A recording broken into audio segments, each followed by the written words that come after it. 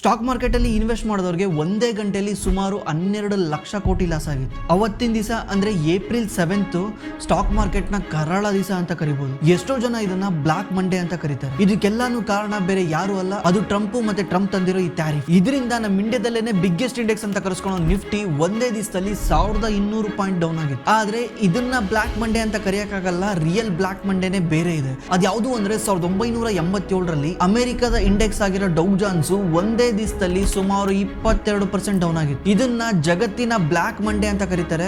ಈ ರೀತಿ ಹಿಸ್ಟ್ರಿನಲ್ಲೇ ಇದುವರೆಗೂ ಕೂಡ ಆಗಿಲ್ಲ. ಆದ್ರೆ ಒಂದೇ ದಿವಸದಲ್ಲಿ 22% ಬಿದ್ದಿದ್ದ ಇಂಡೆಕ್ಸ್ ನೆಕ್ಸ್ಟ್ 1 ಇಯರ್ ಅಲ್ಲೇನೆ ಲೈಫ್ ಟೈಮ್ ಐನ ಟಚ್ ಮಾಡುತ್ತೆ. ಅದೇ ರೀತಿ ನಿಫ್ಟಿ ಒಂದೇ ದಿವಸದಲ್ಲಿ 1200 ಪಾಯಿಂಟ್ ಬಿದ್ದಿದ್ರು ನೆಕ್ಸ್ಟ್ 15 ದಿವಸದಲ್ಲೇ 2500 ಪಾಯಿಂಟ್ ಮೇಲೆ ಹೋಗುತ್ತೆ. ಇಲ್ಲಿ ದುಡ್ಡು ಯಾರು ಕಳ್ಕೊಂಡ್ರು ಅಂದ್ರೆ ಮಾರ್ಕೆಟ್ ಬಿದ್ದಾಗ ಸೆಲ್ ಮಾಡಿದವರು, ಇಲ್ಲಿ ದುಡ್ಡು ಯಾರು ಗಳಿಸಿದ್ರು ಅಂದ್ರೆ ಮಾರ್ಕೆಟ್ ಬಿದ್ದಾಗ ಬೈ ಮಾಡಿದವರು. ಇದರಿಂದ ನಮಗೆ ಏನ್ ಗೊತ್ತಾಗುತ್ತೆ ಅಂದ್ರೆ ಸ್ಟಾಕ್ ಮಾರ್ಕೆಟ್ ಮೇಲೋದ್ರು ಕೆಳಗೋದ್ರು ಯಾರು ತಲೆ ಕೆಡಿಸ್ಕೊಳಲ್ಲ, ಅವರೇ ನಿಜವಾಗ್ಲೂ ದುಡ್ಡು ಮಾಡೋದು.